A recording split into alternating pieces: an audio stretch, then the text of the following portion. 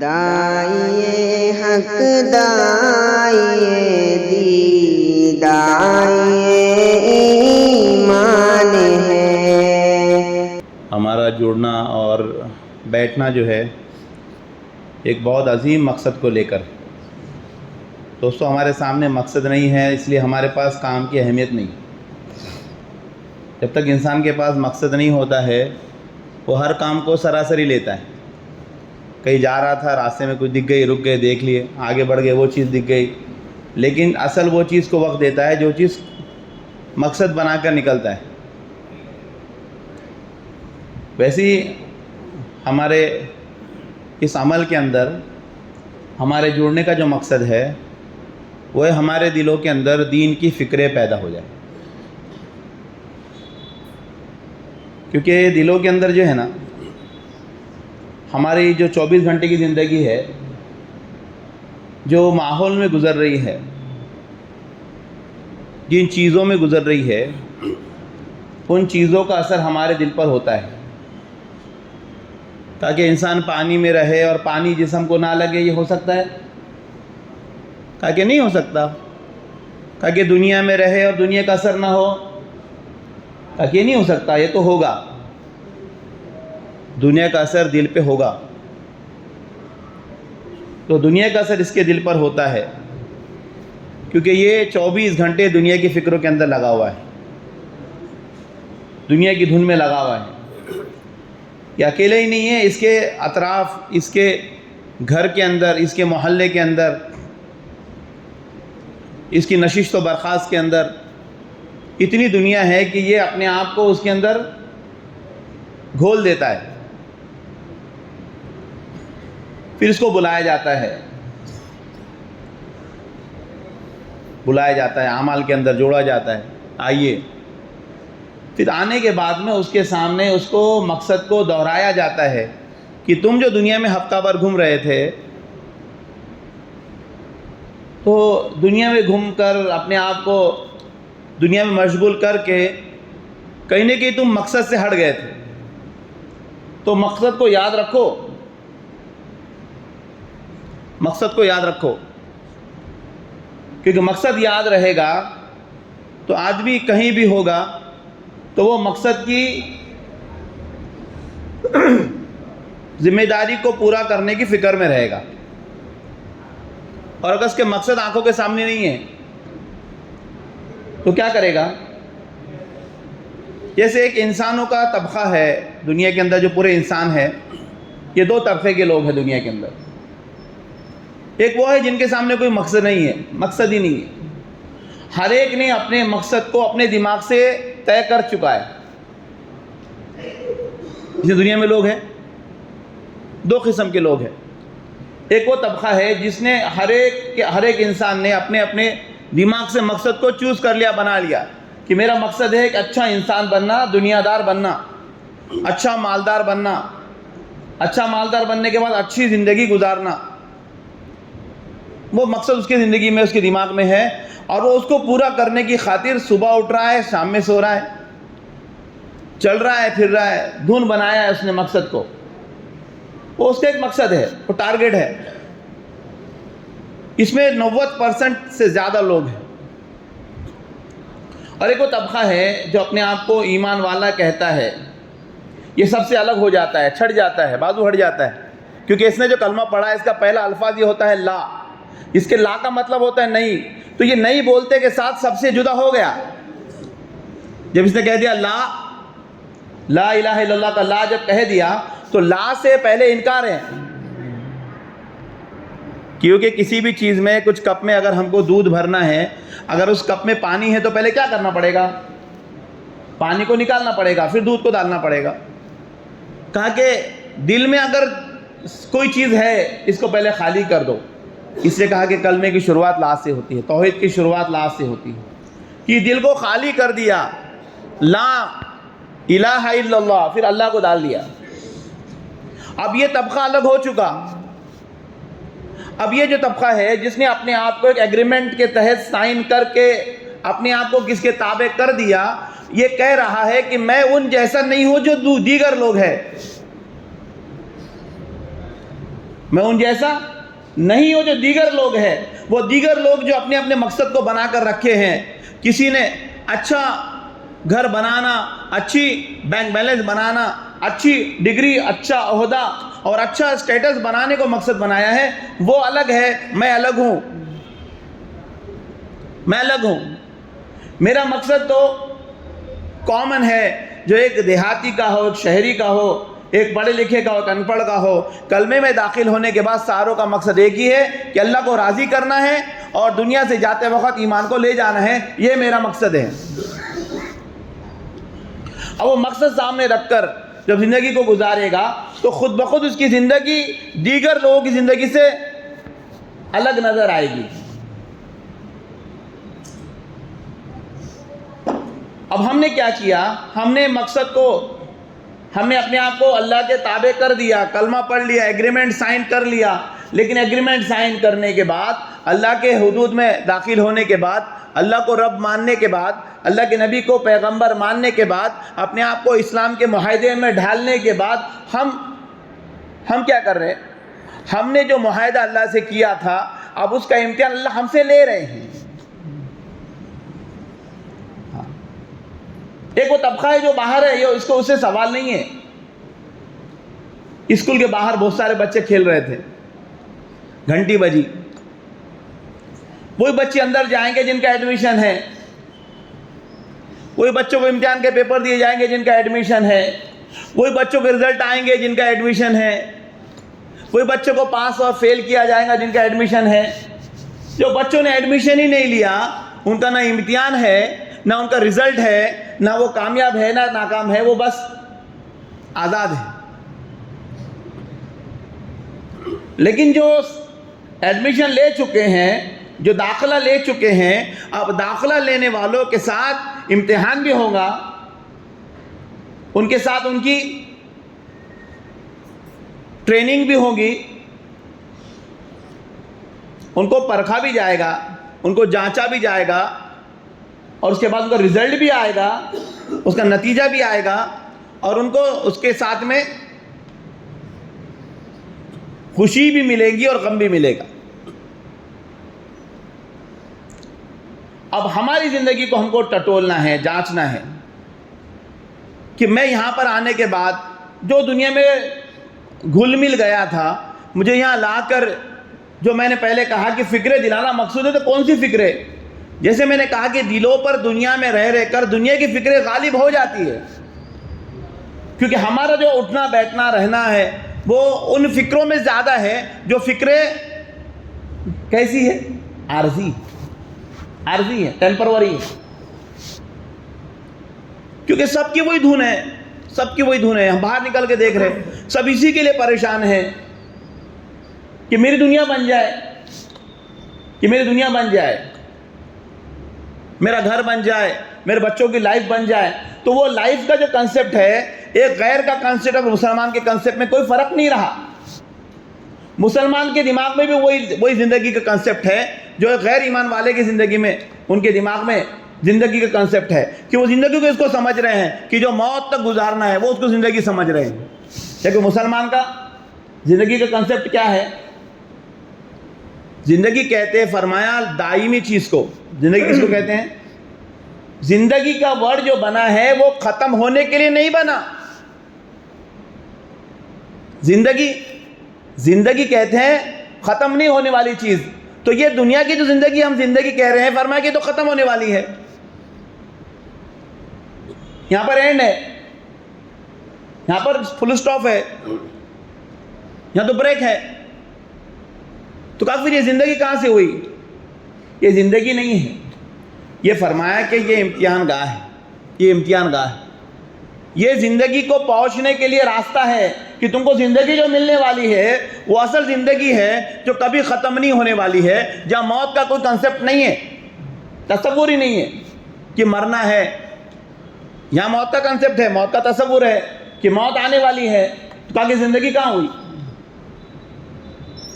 کہا کہ اصل دونوں کی زندگی میں فرق یہ ہے کہ کہ جو دیگر لوگ ہیں وہ اسی زندگی کو زندگی سمجھ کر اس کو بنانے میں اپنے آپ کو لگا رہے ہیں، اور ایک وہ لوگ ہیں جس کو ایمان والے کہتے ہیں، ان کے سامنے جو زندگی کا تصور ہے وہ زندگی ہے جو ہمیشہ ملنے والی ہے، اور وہ یہ سوچ رہا ہے کہ وہاں جو تکلیفیں آنے والی ہیں وہ تکلیف سے میں کیسے بچوں، اور جو راحتیں ہیں جو میں چاہ رہا ہوں کہ تکلیف سے بچنا، راحتوں میں اپنے آپ کو ڈالنا، میں راحت میں رہوں، میں خوشحال رہوں، تو میرے بیوی بچے خوشحال رہے، میرے والدین خوشحال رہے، میرے رشتہ دار اور میرے چاہنے والے اور میرے عزیز و اقارب یہ ہمیشہ خوشحال رہے، تو وہ ہمیشہ کا جو ورڈ ہے وہ ہمیشہ کا ورڈ دنیا کے لیے فٹ ہوتا ہی نہیں، دنیا کے لیے فٹ نہیں ہوتا ہے ورڈ۔ ہاں تو پھر کیا ہے؟ کہا کہ پھر وہ زندگی ہے آخرت کی، کہ وہ آخرت کی زندگی ہمیشہ ہمیشہ کی ہے، وہاں پر کبھی ختم نہیں ہے، کبھی اینڈ نہیں ہے، کبھی فل سٹاپ نہیں ہے۔ تو ہمارے سامنے جو مقصد ہے وہ مقصد اس زندگی کا ہونا چاہیے کہ مجھے وہاں جانے پر نقصان کا اور تکلیف کا اور پریشانیوں کا سامنا کرنا نہ پڑے، دشواری کا سامنا کرنا نہ پڑے، اور مجھے وہاں راحت ملے، آرام ملے، سکون ملے، اطمینان ملے۔ تو یہ وہ ایمان والے کا کنسپٹ ہے، اس کا تصور ہے کہ جو اس کو پورا کرنا ہے، اس کو پانا ہے۔ لیکن فرمایا دنیا میں رہتے رہتے رہتے رہتے غیروں کے بیچ میں زندگی گزارتے گزارتے ہم نے اپنے مقاصد کو بہت چھوٹا کر دیا، اسی کے لیے پریشان ہو گئے، اسی کے لیے اپنی صلاحیتوں کو لگا رہے ہیں، اسی کے لیے اپنے آپ کو گھپا رہے ہیں، اس کے لیے رات کو رات نہیں سمجھ رہے ہیں، دن کو دن نہیں سمجھ رہے ہیں،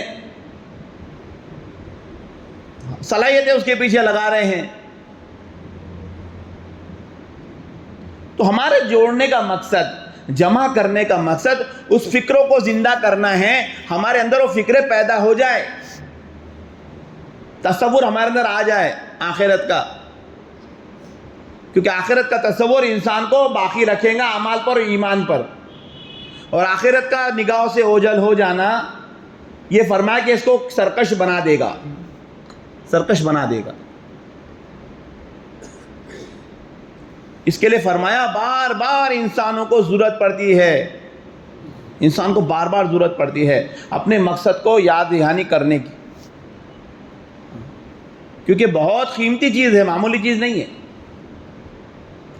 اس کے لیے دوستو بزرگوں، اللہ نے ہم سب کو کتنا اللہ کا احسان ہے کہ اللہ نے بغیر مانگے ایمان والا بنایا، کہ ہم لوگ وہ جان چکے ہیں، کئی ایسے لوگ ہیں یہ جان بھی نہیں پائے۔ نگاہ اٹھا کے دیکھو، ذرا ایک راؤنڈ مار کے آؤ، ذرا ایک چکر لگا کے آؤ، یہ دواخانے کا، یہ مارکیٹ کا، کئی ایسے لوگ ملیں گے جو یہ نہیں جانتے کہ تم کو بنانے والا کون ہے، جو یہ نہیں جانتے کہ جانا کہاں ہے، جو یہ نہیں جانتے کہ کیا ہونے والا ہے، کیا پیش آنے والا ہے، ملک الموت کس کو کہتے ہیں، منکر نکیر کس کو کہتے ہیں، اور خبر کے فرشتے کا کیا حیت ہے، ان کو نہیں معلوم، ان کو نہیں معلوم کہ وہ جہنم کیسی ہے، ان کو نہیں معلوم کہ جنت کے میوے کیا ہے۔ ایک کثیر طبقہ ہے، کثیر طبقہ ہے، ان کو معلوم ہی نہیں ہے، اور ایک وہ ہے جن کو معلوم ہے۔ اب بتاؤ معلوم ہونے والا اور نہیں معلوم ہونے والوں میں کتنا فرق ہونا چاہیے؟ تو دوستو بزرگوں، ہم کو اپنے مقصد کو سمجھنا ہے، ہمارے مقصد کو سمجھنا ہے کہ اللہ نے بغیر مانگے ہم کو دے دیا، اب دے کے ہم کو رکھنا نہیں ہے، جو مل گیا اس کو رکھنا نہیں ہے، مل گیا تو اس کو سنبھالنا ہے۔ اس لیے فرمایا ایمان میں آ جانا یہ آدھی کامیابی ہے، ایمان کے ساتھ جانا یہ پوری کامیابی ہے۔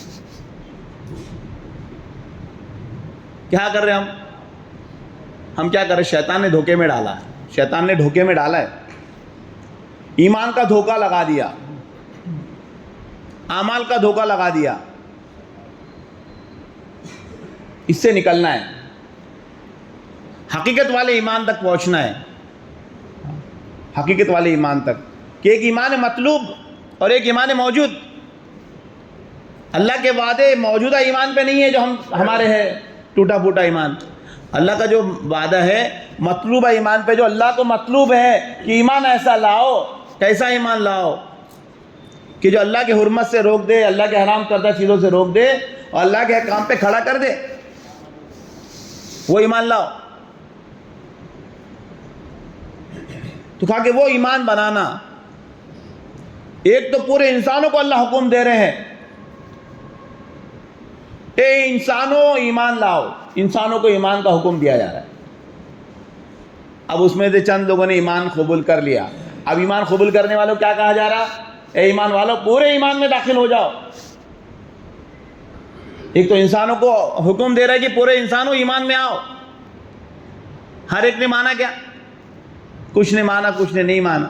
ہمارے باپ دادا نے مانے، ان کی وجہ سے ہم یہاں پر ایمان والے ہیں۔ اب جو ایمان والے ان کو حکم ہو رہا ہے کہ تم پورے ایمان میں داخل ہو جاؤ، پورا ایمان۔ تو کہا کہ وہ پورا ایمان ہم کو لانا ہے اور پورے ایمان پر زندگی بھر جمنا ہے اور اس ایمان کو لے جانا ہے، تب ہم مطمئن ہو سکتے ہیں، ورنہ مطمئن رہنے والا یہ فرمایا کہ اس بہت دھوکے میں، بہت دھوکے میں۔ اس لیے اطمینان نہیں ہے ہمارے پاس۔ کیسے ہم رہ سکتے بتاؤ؟ صحابہ کی زندگی ہمارے سامنے ہے کہ نہیں نمونہ؟ کیسے بے چین رہتے تھے؟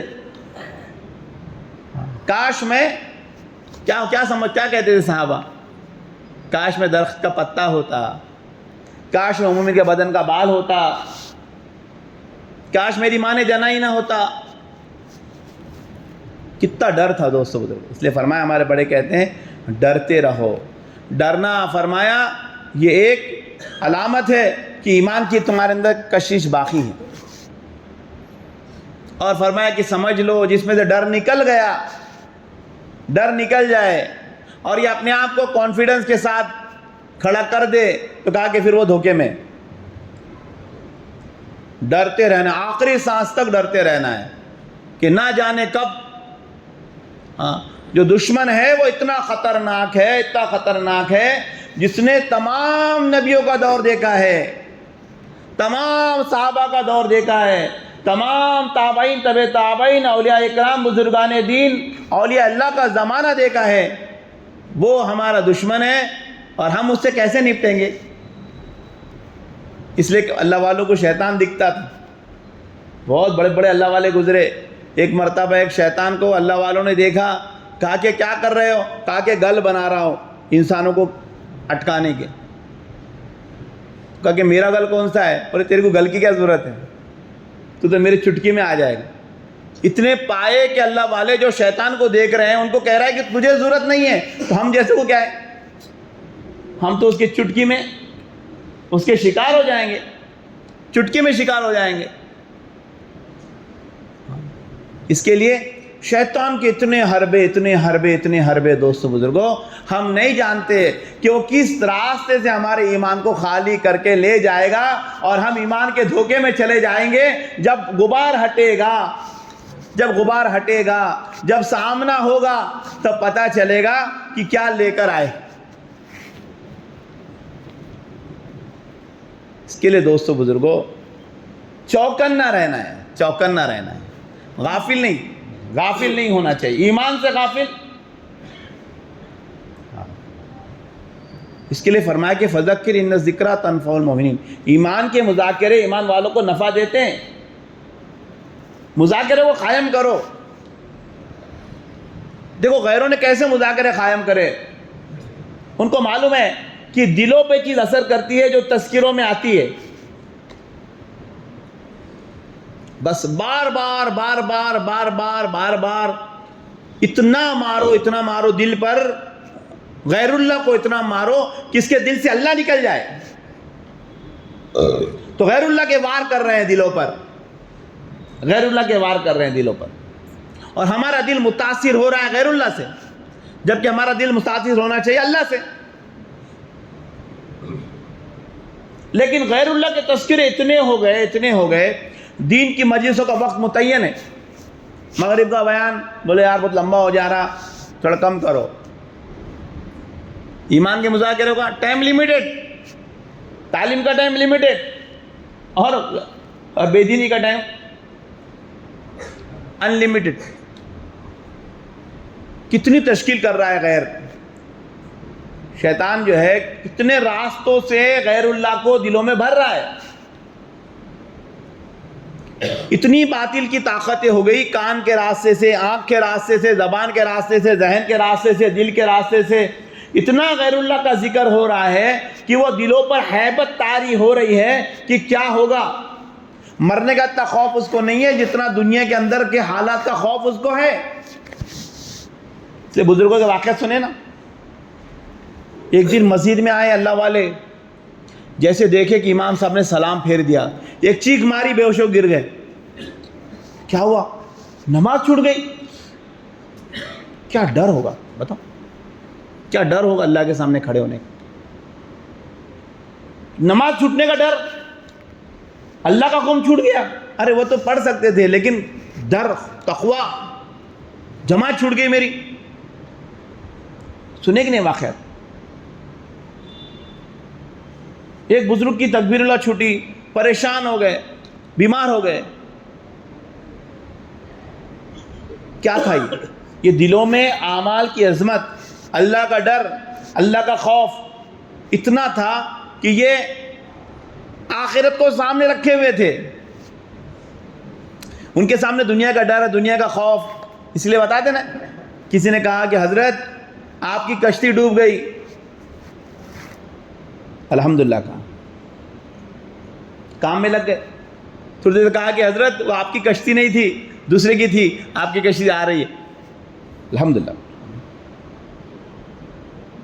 میرے کسی نے بولا وکیل صاحب تمہارا وہ موبائل پھوٹ گیا گاڑی میں, کیا ہو گیا؟ پریشان. کیسی ہیبت, کتنی دل میں کتنی دنیا بیٹھی ہوئی. چھوٹا سا نقصان, ارے کانچ, گاڑی کانچ پھوڑ دیا. کون کانچ پھوڑا گاڑی ہے کہ نہیں؟ کتنا اثر دل پہ ہوتا بتاؤ. ہے کوئی ایسا مائیکل آج جس کو بول دیا ارے تمہاری نئی نئی مرسڈیز کھڑی تھی نا باہر, کس نے آگے پتھر مار دیا اور ہمارا ایسا معاملہ. بتاؤ, تصور کرو ایسا کس کا مزاج ہے. اب بھی آئے, بولیں گے 2 منٹ آرام میں جا کے, اب بھی آئے امیر صاحب تم سنبھالو مائک, دیکھ کے آتے. کیوں؟ اس کا مقصد کیا تھا, اس کی وجہ کیا تھی؟ ان لوگوں نے دنیا کو ایسا رکھا تھا. کیسا رکھا تھا؟ ہتھیلی. اور دین کو رکھا تھا دل میں. دین کو کہاں رکھا تھا؟ تو دل کی چیز کو نکالنا مشکل ہے, ہاتھ کی چیز کو چھوڑنا آسان ہے. کیا ہے ہاتھ کی چیز کو چھوڑنا؟ گھر ہاتھ میں, بیوی ہاتھ میں, بچے ہاتھ میں, کاروبار ہاتھ میں, مال ہاتھ میں, حکومت ہاتھ میں, کرسی ہاتھ میں, عہدہ ہاتھ میں, تقاضا کے دین کا, ہاتھ کی چیز نکل. اور دین دل میں, جان جائے پرواہ نہیں, اللہ کے دین کے خاطر دل میں. اللہ کے نبی کو کیلا چبھے, اللہ کے نبی کو کانٹا چبھے, یہ برداشت نہیں ایک سیکنڈ کے لیے بھی. کہا کہ تو یہ کہتا ہے تیرے بدلے تیرے نبی کو, ارے میرے بدلے میرے نبی کو تو کانٹا بھی چبھ جائے میں برداشت نہیں کروں گا. یہ دل کی چیز کی کیفیت ہے, ہاتھ کی چیز کی کیفیت ہے. آج ہمارا محاسبہ کرنے کی ضرورت ہے. ہمارے دل میں کیا ہے, ہمارے دل میں کیا ہے؟ اگر ہمارا محاسبہ کریں گے ہمارے دل کے اندر سے کیا نکلے گا؟ دوستو بزرگوں, ہم خود محاسبہ کریں, کیونکہ جب وقت آتا ہے نکلنے کا, نکلو. ہمارے سامنے کیا آتا ہے؟ ہماری دکان, ہماری تجارت, ہماری بیوی, ہمارے بچے, ہماری دنیا, ہماری چیزیں, وہ دل میں. تو دل کی چیز کو چھوڑنا مشکل ہے, ہاتھ کی چیز کا چھوڑنا. اب ہماری تو یہ سمجھ میں آ گیا دل میں کیا ہے, اب یہ بھی سمجھ لو کہ ہاتھ میں کیا ہے.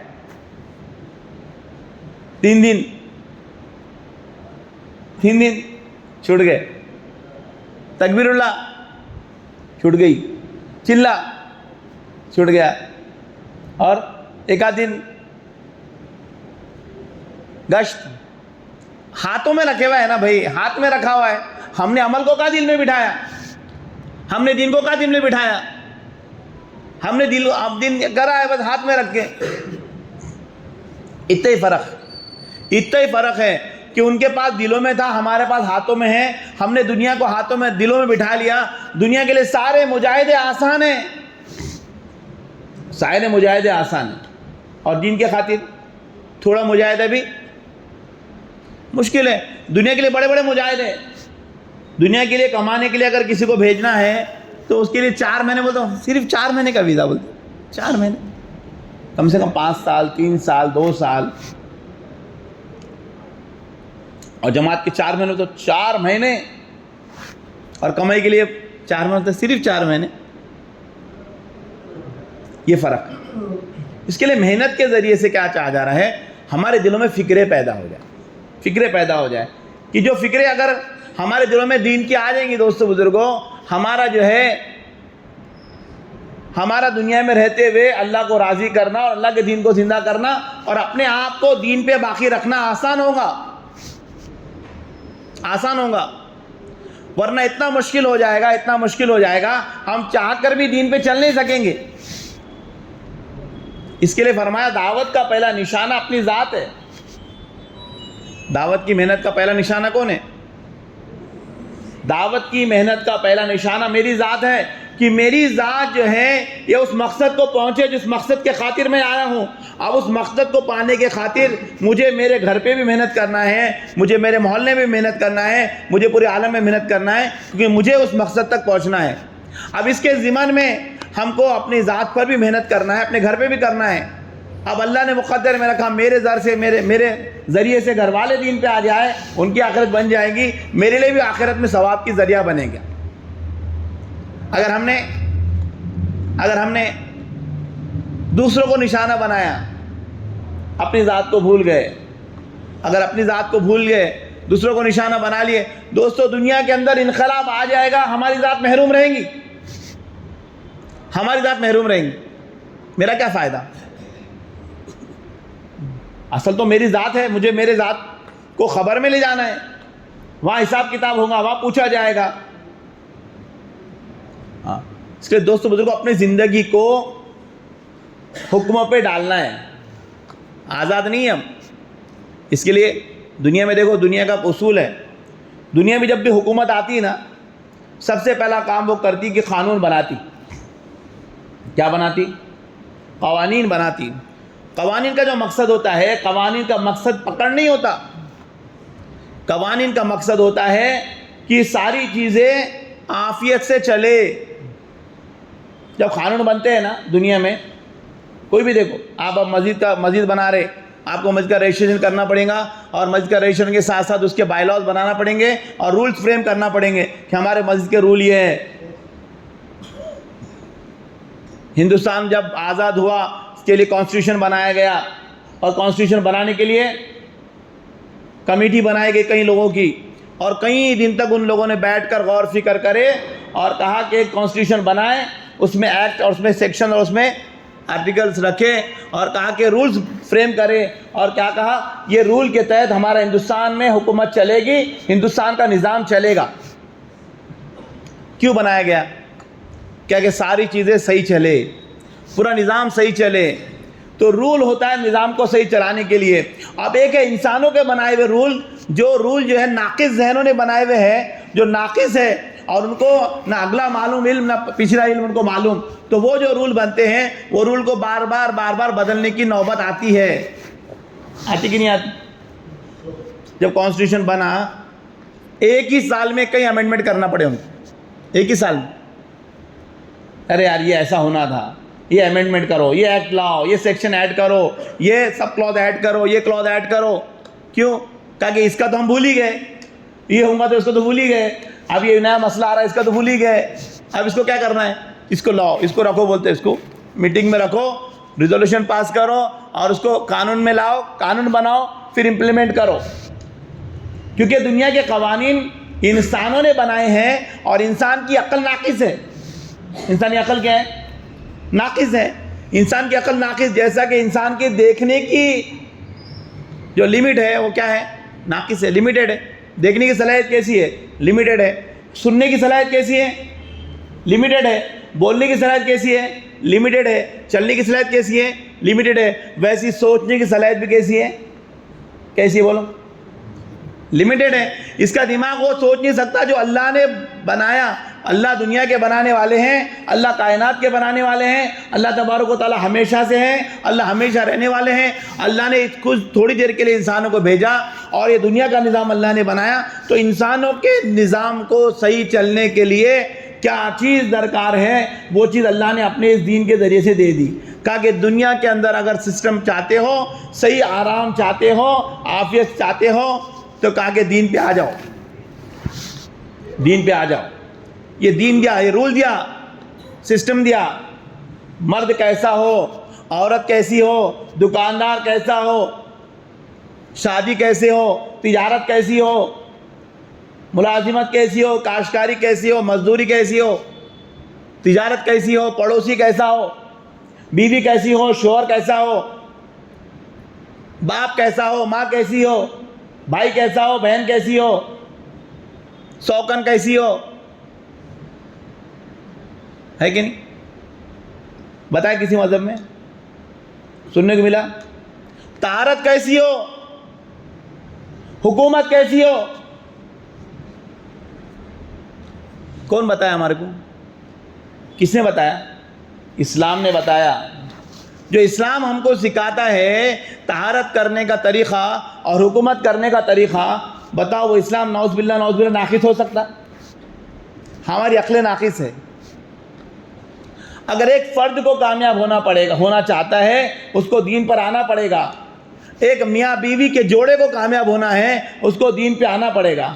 ایک فیملی کو کامیاب ہونا ہے, اس کو دین پہ آنا پڑے گا. ایک محلے کو کامیاب ہونا ہے, سکسیسفل سوسائٹی بنانا ہے, اس کو دین پہ آنا پڑے گا. ایک ملک کو کامیاب ترین ملک بنانا ہے, اس کو دین پہ آنا پڑے گا. پورے عالم میں کیا کہتے ہیں, امن, شانتی, چین, سکون, اطمینان کو لانا ہے, دین کے سوا کوئی آپشن نہیں. کیونکہ کسی نے بتایا ہی نہیں. کوئی بتائیں گا کیسے بھائی؟ بنانے والا ہی بتائے گا نا. جو کمپنی کا پروڈکٹ ہے اس کمپنی کا انجینئر ہی بتائے گا, اس کا مالک ہی بتائے گا نا میں نے کیا فالٹ رکھا اور کہاں کیا رکھا ہوا ہے. بتاؤ, جو کمپنی نے جو چیز بنائی اس کا فارمولا کون بتائے گا؟ کون بتائے گا؟ بجاج کی گاڑی کا فارمولا تمہارے کو سوزوکی کے دکان پہ ملیں گا کیا؟ نہیں. بجاج کے پارٹ بجاج کی کمپنی میں, سوزوکی کے کار سوزوکی کی کمپنی میں. ویسی اللہ نے انسان کو بنایا, اللہ نے سوسائٹی بنائی, اللہ نے معاشرہ بنایا, اللہ نے دنیا کی ساری چیزیں بنائی. یہ پوری چیزوں کو کیا چیز ضروری ہے, اس کے اسپیئر پارٹ کہاں ملیں گے؟ دین میں ملیں گے. جہاں جو چیز میں فالٹ ہے کہاں ملیں گا, اور فالٹ کی درستی کہاں ہوگی؟ وہ فالٹ کی درستی دین میں ملیں گی. اس لیے ہمارے دین نے ہر چیز بتائی.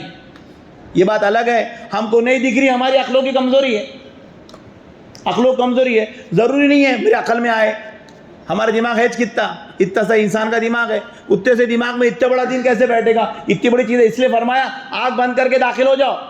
کیا فرمایا؟ آنکھ بند کر کے تم دین میں داخل ہو جاؤ اور دین پہ چلو. کیسے چلو؟ نبی کے پیچھے چلو, کیونکہ تم نہیں جانتے جو اللہ جانتے, اس کے رسول جانتے ہیں. تم نہیں جانتے جو اللہ اس کے رسول جانتے ہیں. اس کے لیے ہم کو کیا کہا گیا معلوم؟ ہم کو کہا گیا ایمان لاؤ. کیسے؟ جیسا میں نے لایا. کیا کہا؟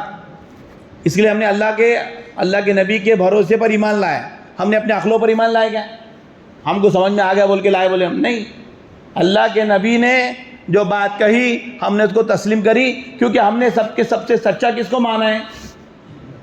اللہ کے نبی صلی اللہ علیہ وسلم کو سب سے سچا مانا ہے. ہم نے آنکھ بند کر کے ان کی بات پر سرنڈر کر لیا ہے. تو ہماری باتیں جھوٹی ہو سکتی, ہماری عقلیں جھوٹی ہو سکتی, ہمارا دماغ جھوٹا ہو سکتا, ہماری سوچ جو ہے تو ناقص ہو سکتی. اللہ کے نبی نے کئی بات جھوٹی ہو سکتی.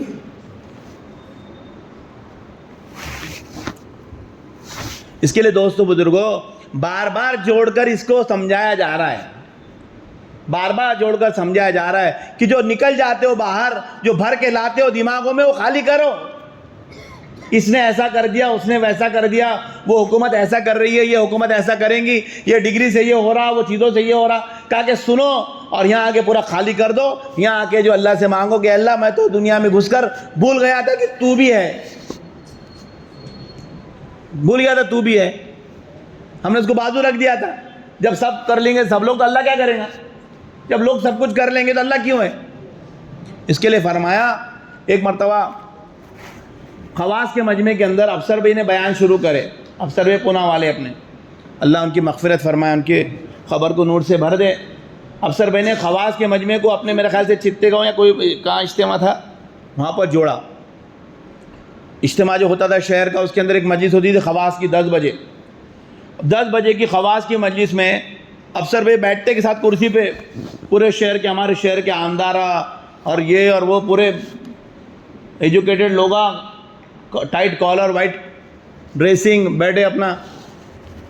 پہلا سوال کرے انہوں نے افسر بھائی آپ لوگ سوچتے ہوں گے جوڑ رہے، آ جاؤ بھائی خواص کا جوڑ ہے، آ جاؤ بھائی ہفتے واری اجتماع ہے. انہوں نے ایک سوال پوچھے، بولے آپ کو کیا معلوم ہے کہ ہم کیوں جوڑتے ہیں، ہم کیا چاہتے ہیں؟ سب لوگ پوچھتے کہ تم چاہتے جماعت میں نکل جانا، تم چاہتے یہ، تم چاہتے وہ. تو انہوں نے کہا کہ ہم یہ چاہتے ہیں آپ کے مجمع میں بیٹھا ہوا ہر ایک شخص اپنے ساتھ اللہ کی مدد کو شامل حال کر لے. کیا فرمایا؟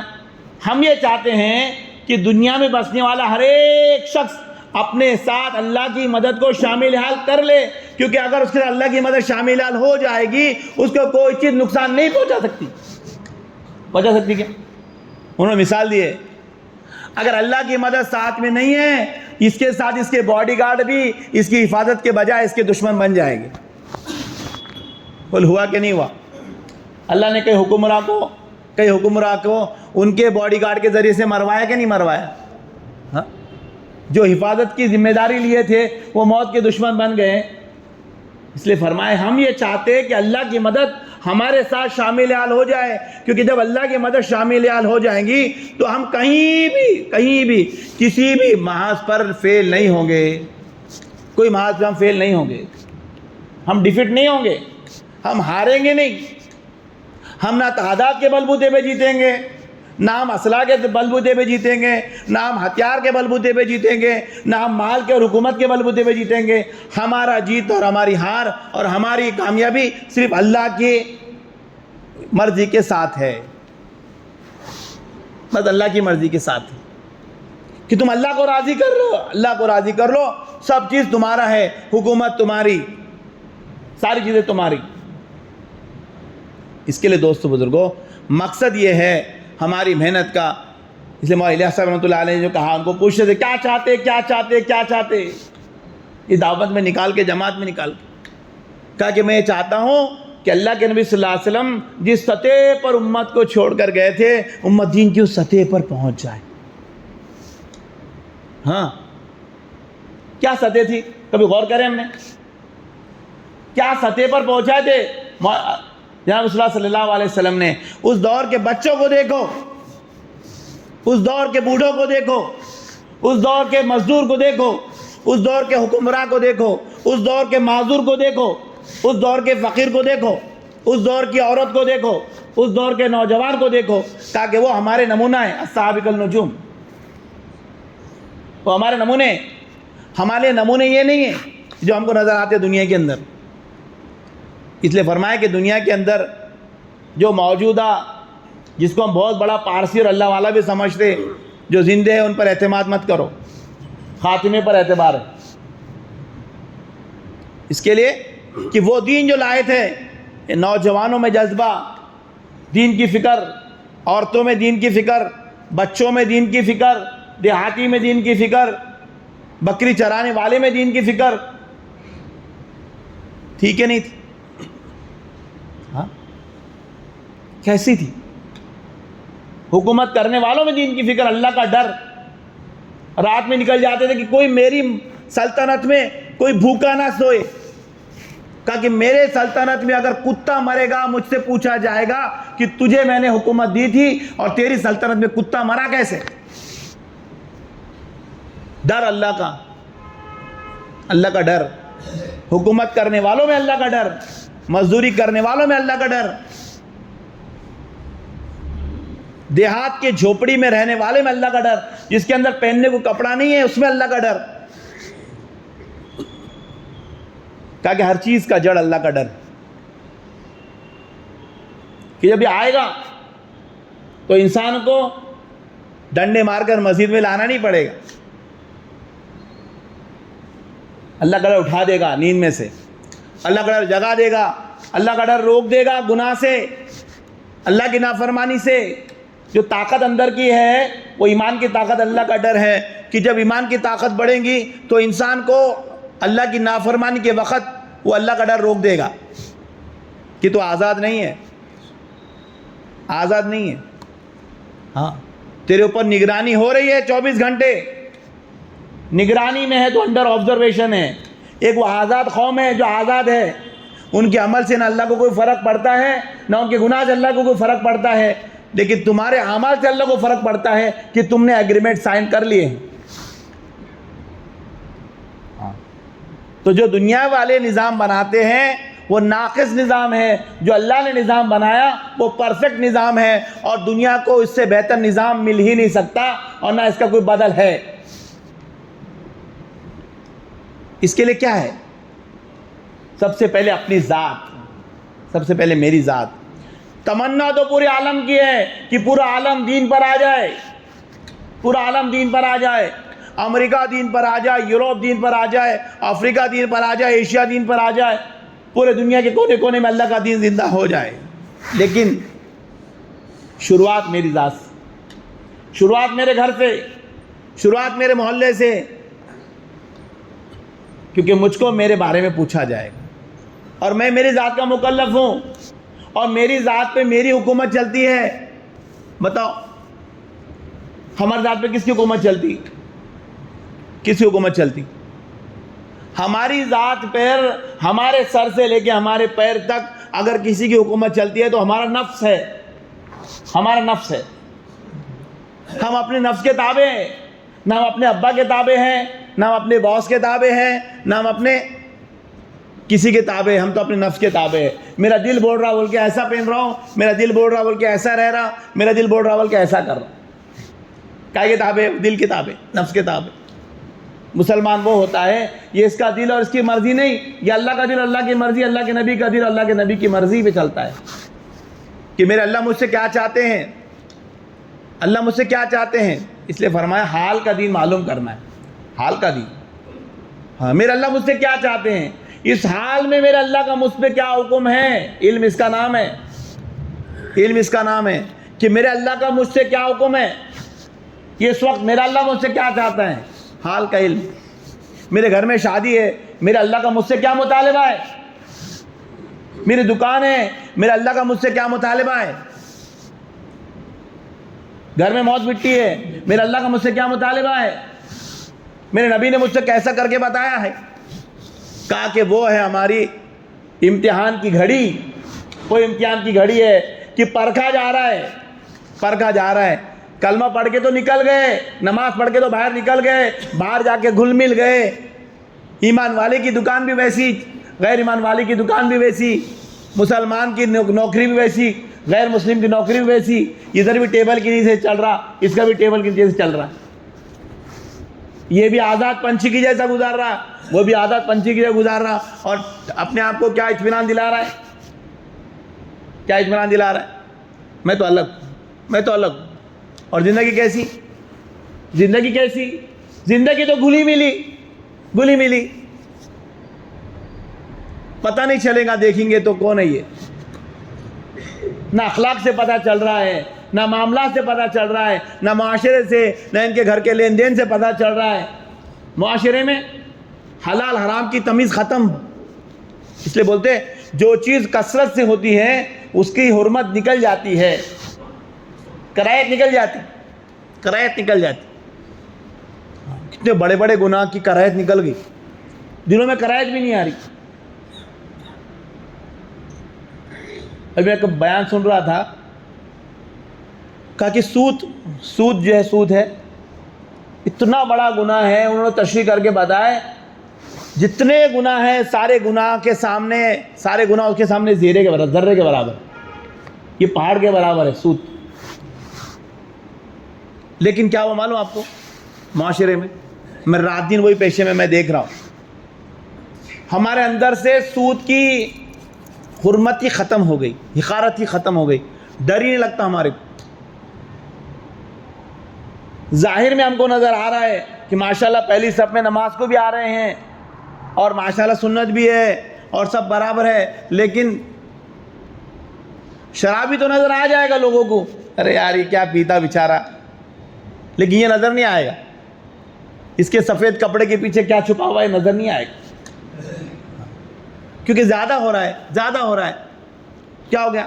جب کوئی چیز زیادہ ہو جاتی ہے، اس کی کراہت نکل جاتی ہے، تو بھی کر رہا کیا، ٹھیک ہے میں بھی کر رہا، ٹھیک ہے چلن۔ اس لیے بولتے نا کہ جب اعمال کی کثرت بڑھیں گی، دین پہ آنے والوں کی کثرت بڑھیں گی، تو بے دینی پہ چلنے والوں کو مجبور ہونا پڑے گا دین پہ آنے کے لیے۔ اس لیے فرمایا کہ دور صحابہ میں منافق کی بھی فجر کی نماز چھوٹتی نہیں تھی، اس کی وجہ کیا تھی؟ ڈرتا تھا تب جا رہے میں اکیلا ہلک تھلک نظر آ جاؤں گا۔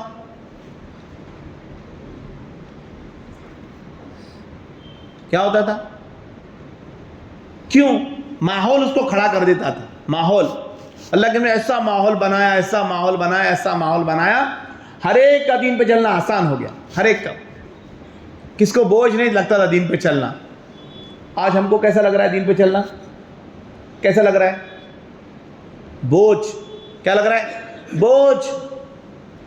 اس لیے فرمایا دوستو بزرگوں، غیروں کے دین میں ہمارے دین میں فرق کیا ہے؟ غیروں نے اپنے دین کو ان کی عبادت گاہ میں محدود کر دیا، غیروں نے اپنے دین کو عبادت گاہ میں محدود کر دیا، اپنے اللہ تبارک و تعالیٰ نے اسلام کو، دین کو مسجد میں قید نہیں کرا، بلکہ دین تو اللہ نے ہر چیز کا بتا دیا کہ تمہارا دین مسجد میں نہیں ہے، مسجد کا دین تو تمہارا 10% ہے، تمہارا اس سے زیادہ دین باہر ہے، اصل تو وہ تمہارا دین ہے، تمہاری زندگی تمہارا دین ہے، تمہاری شادی بیاہ تمہارا دین ہے۔ لیکن ہم کیا کر رہے ہیں؟ جیسا غیر جا رہے ہیں، ماتھا ٹیک رہے ہیں، گھنٹی بجا رہے ہیں، ہم جا رہے ہیں اپنا کچھ نہ کچھ اسٹیپس کر کے آ جا رہے ہیں۔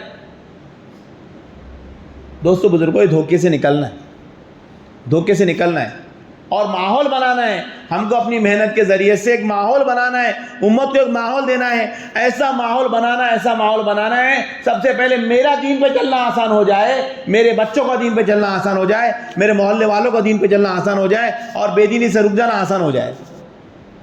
ماحول کیسے بنے گا دوستو؟ وہ ماحول محنت سے بنے گا۔ ماحول کیسے بنے گا؟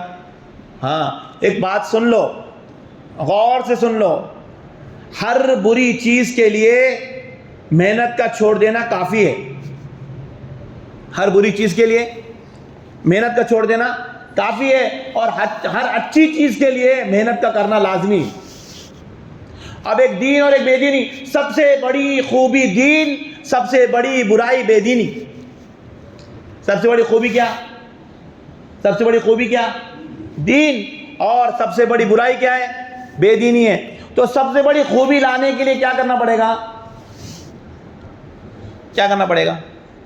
اب میں چھوٹی چھوٹی خوبیاں گنا لیتا ہوں۔ انسان کو اچھا پاک صاف بننا ہے، صاف ستھرا ہونا ہے۔ کون سی گولی کھانا پڑتی؟ بولے میں اپنی جگہ سے اٹھوں گا نہیں، یہیں بیٹھوں گا میں، ایک دم صاف ہو جانا، ہو جائے گا؟ اللہ مجھے صاف کر دے، اللہ مجھے صاف کر دے۔ صاحب ایک مہینے کے بعد دیکھنا، ان کے بعد بیٹھ نہیں سکیں گے، آپ بیٹھ سکیں گے؟ تو کیوں صاف نہیں ہوئے؟ کیا کروں مول صاحب، صاف ہونے کی دعا کر رہا ہوں، صاف ہی نہیں ہو رہا، میرے جسم سے بدبو آنے لگ گئی۔ آپ کچھ پڑھ کے پھونک دو، آپ کچھ پڑھ کے پھونک دو۔ مولانا کیا پڑھ کے پھونکیں گے؟ لا حول ولا قوت۔ کیا پڑھ کے پھونکیں گے؟ ارے یہ پاک ہونے کے لیے دعا نہیں ہے، پاک ہونے کے لیے محنت ہے۔ محنت کرو، اٹھو، اپنی جگہ چھوڑو، باتھ روم میں جاؤ، سب سے پہلے پانی کا انتظام کرو، صابن کا انتظام کرو، ٹوال کا انتظام کرو، اپنا وقت فارغ کرو, اپنے آپ کو باتھ روم میں لے جاؤ, چند وقت اس کے پیچھے لگاؤ تو تمہارے جسم کے حصے جو ہے وہ چمکیں گے, نکھریں گے. یہ چھوٹی سی خوبی تمہارے اندر آئیں گی, بغیر محنت سے نہیں آتی. ایک چھوٹی سی خوبی نہیں آ رہی بغیر محنت کے, اتنی بڑی خوبی. زنگ لگا ہوا ہے ہماری معاشرت کو, زنگ لگا ہوا ہماری سوسائٹی کو, اور ہم پاک ہونے کی دعائیں کر رہے ہیں. ایک جسم نہیں پاک ہو رہا ہماری بغیر محنت کی, ہو رہا. کہا کہ ایک جسم کے پاک کرنے کے لیے محنت ہے, اور ناپاک کرنے کے لیے کون سی محنت ہے بتاؤ؟ ناپاک کرنے کے لیے پاکی کی محنت کرنا ہی ناپاکی کی محنت ہے. وہ جو کر رہا ہے وہ کیا کر رہا ہے؟ وہ بیٹھ کے کیا کر رہا ہے؟ کیا کر رہا ہے؟ ناپاکی کی محنت کر رہا ہے. کیا کر رہا ہے وہ؟ ناپاکی کی محنت ہے. کیونکہ پاکی کی محنت چھوڑ دیا, مطلب ناپاکی کی محنت میں لگا ہوا ہے, وہ ناپاک ہوتے جا رہا ہے. جتنا آج ناپاک ہے کل اس سے زیادہ ہوگا, پرسوں اس سے زیادہ ہوگا, ایک مہینے کے بعد اس سے زیادہ ہوگا. ایک گھر ہے, گھر میں آپ نے صفائی نہیں کرے, آپ گھر کو اندر صفائی نہیں کرے, ایک دن نہیں کرے, 8 دن نہیں کرے, 15 دن نہیں کرے, ایک مہینہ نہیں کرے, آپ گھر کو جا کر دیکھو تو آپ کو پتہ چلے گا گھر نے کس نے گھر کو خراب کر دیا. گھر میں دھول مٹی ڈال دی اور گھر میں لوگوں نے گندگی کر دی, تو پتہ چلے گا کس نے گندگی کی. کہا کہ کسی نے نہیں کی, آپ نے صفائی نہیں کی, اس لیے گھر میں گندگی ہوگی. آپ نے کیا کرے؟ صفائی نہیں کرے, مطلب آپ نے گندگی کرے. تو گندگی کس نے کرا؟ آپ نے. ویسی ہماری زندگیاں ویران ہو گئی. ہم نے اپنے آپ پر دین کی محنت کو نہیں کرا, اس کے لیے ہماری دنیا میں, ہماری زندگی میں بے دینی آ گئی, ہمارے گھروں میں بے دینی آ گئی, ہمارے معاشرے میں بے دینی آ گئی, ہمارے سوسائٹی میں اور پورے عالم میں بے دینی پھیل گئی. کیسے پھیلی؟ محنت کے چھوٹنے سے. ہمارے سامنے مثال کون ہے؟ صحابہ ہے. ہمارے سامنے مثال کون ہے؟ صحابہ ہے. وہ صحابہ کی جو پرانی زندگی تھی, اب وہ زندگی کو کمپیئر کرو بعد کی زندگی سے, ایمان لانے کے بعد کی زندگی سے. تبدیلی آئی کہ نہیں آئی؟ تبدیلی آئی نا. کیا کرے انہوں نے؟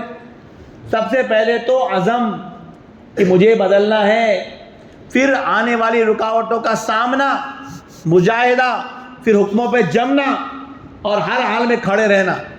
پھر کیا ہوا؟ اللہ نے بدل دیا, ایسے بدلا کہ دنیا ان کے پیچھے چلنے والی بنی, دنیا پہ حکومت کر دیے. ایسے بدلا کہ ان کو چروانے نہیں آتے تھے بکرے اور اونٹ, کیا چلانے بن گئے؟ آگ چرا رہے. اونٹ چرانا نہیں آ رہی تھی, کیا چرا رہے؟ آگ کو دھکے مال کے نکال دیے. بنے کہ نہیں حکومت کرے دنیا پر, بڑی بڑی حکومتیں کرے. یہ تبدیلی کب آئی؟ محنت کرنے پر آئی. اللہ کے نبی نے محنت کا میدان بنایا صحابہ کی زندگی کو, تو صحابہ کی زندگی نمونہ بن کے انہوں نے ایسا معاشرہ قائم کرے کہ وہ لوگوں کے اندر پھیلائے.